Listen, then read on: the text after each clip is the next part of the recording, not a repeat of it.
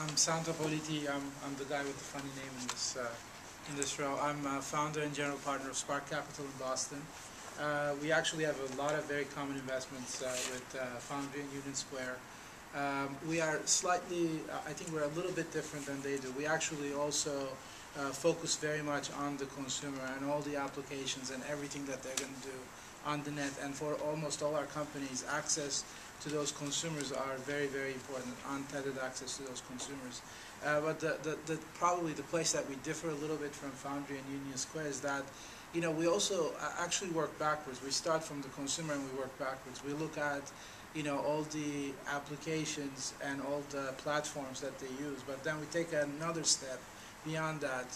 We look into, you know, all these applications and all these platforms, what kind of infrastructure it's going to need for the network to evolve again and to generate these new types of applications. So we look at systems, subsystems, and components even.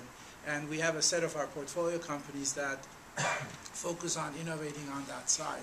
And we use the cues from the consumers to come up with the next set of innovations in optical networking or,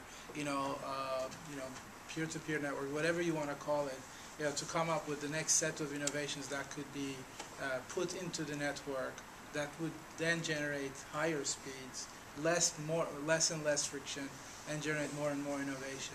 And I think like all this stuff has been very exciting in the last 10 years, but it's starting to get scarier now, simply because, you know, the idea that there's a gatekeeper at the front that could hamper that innovation from the beginning all the way to the end. Because, you know, if you start deciding what happens and what goes to the user, that has ramifications all the way in the back end, and that can actually impede, you know, the innovation to reach to the consumers at the pace that it has been reaching.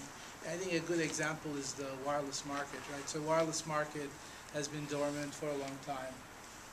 You know, there was a lot of investments by venture capitalists and nothing happened, you know, until somebody came up with a platform that was somewhat open, and then somebody else, Google, came up with a platform that's even more open, and all of a sudden, you know, innovation is, has accelerated in that market. There's much more money pouring into those types of applications. There's many more jobs being created, and consumers are consuming more and more stuff, and the concept of the internet on your desktop is disappearing. It's becoming the concept of internet everywhere.